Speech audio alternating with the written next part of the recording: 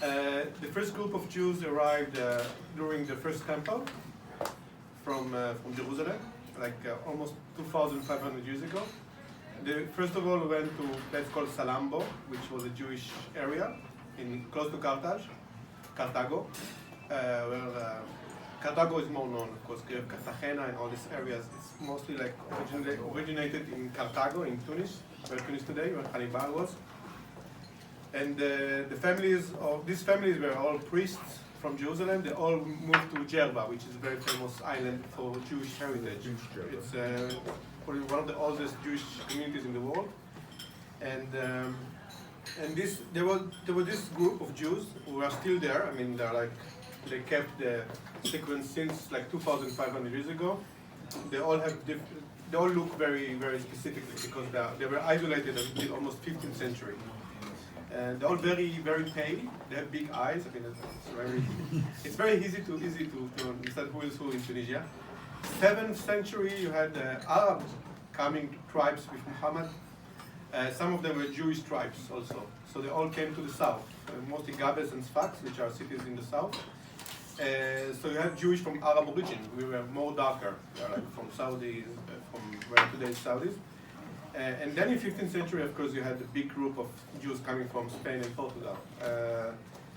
Like my father's side is from this side. They came from Gibraltar. My mother's side is from the priest, from the Jerusalem priest. 15th century, you had a group of Jews coming, which was actually the majority almost. Some of them went to Jerba also, even to the island of the priest, and they became like two communities who didn't marry with each other. They hated each other, of course. They prayed in different synagogues. They didn't communicate.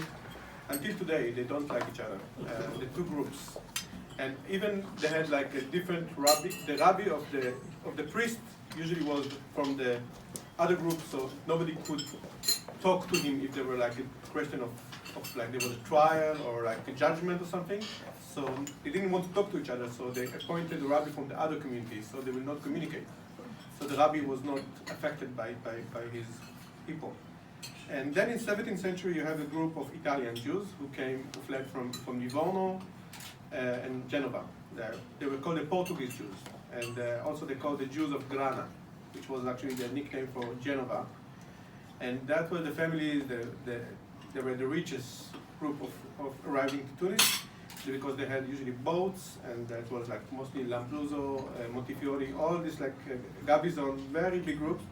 They arrived in 17th century to Tunis, and they all lived in the capital. And few of them went to the south, usually for this kind of like walk on the boats. And they had this amazing market called Souk El Grana, which was the market of the Grana in Tunis, and it was the gateway of all the merchandise from Africa to Mediterranean. And you have other testimonies about pirates communities, and you have tombs of pirates in Tunisia that also have Star of Magen David on the tomb, also like pirate signs.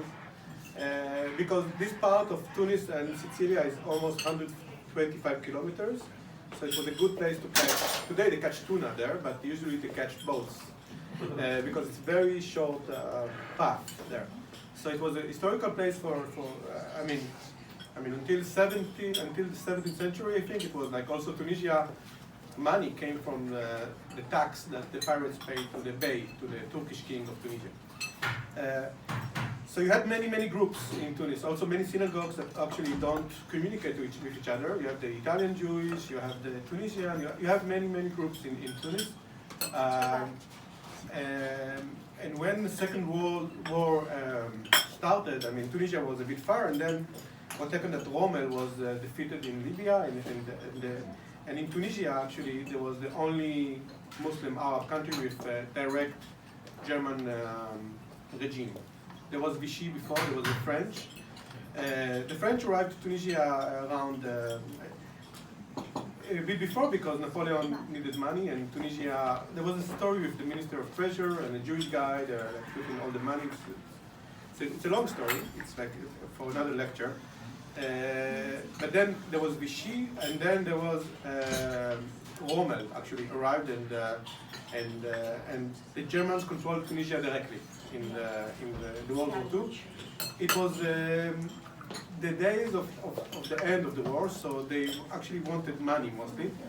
And they didn't have any money in this area, so most of the Jews were recruited to work in the camps, in labor camps. Tunisia back then, they had around 100,000 Jews in Tunisia. I'm talking about the beginning of 40s. Just to compare, I mean, in the 50s, Tunisian Jewish community, only in Tunis, there were almost 125,000 Jews, which was 1/3 of the population of Tunis. Tunis was third Sicilian Christians who went to New York and stopped in Tunis because they didn't have money. And third were Muslims, and third were Jews. It was more than 100 synagogues in the 50s in Tunis. 10 years before, it was around 100,000 Jews. And some of the Germans try to work with the community, that they will cooperate with them, so they will send people to work and stuff, and the community didn't cooperate with the Germans. So they were punished mostly, the people from the Komitas, they were put in prison. In the end, and some of the Jews were sent to the camps, mostly to Auschwitz.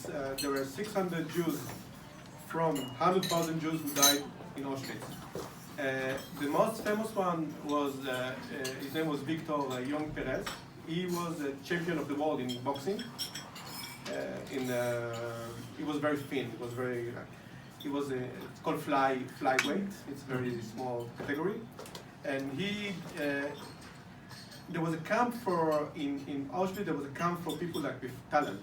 There was Primo Levi there in this camp. There was Alfred Nakash, which was an Algerian Jew also. He was a swimmer. He was also, he made records, actually world records, even after the Holocaust, after he was in the camps.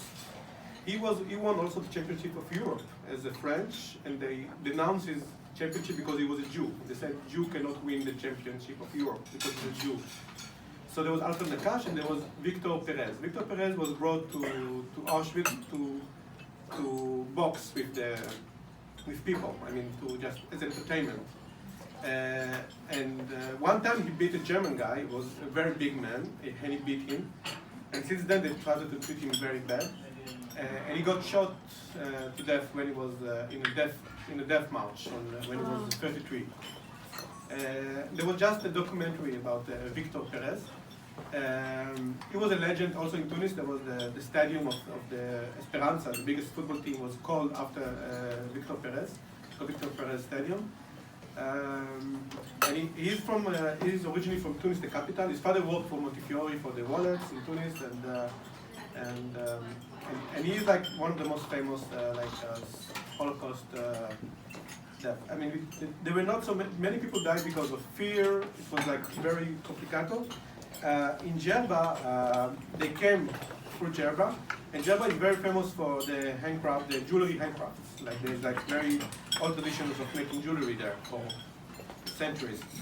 And they ask, and this part of the thing is related to my family. My grandfather used to be the president of the community, the Jewish community in Jerba.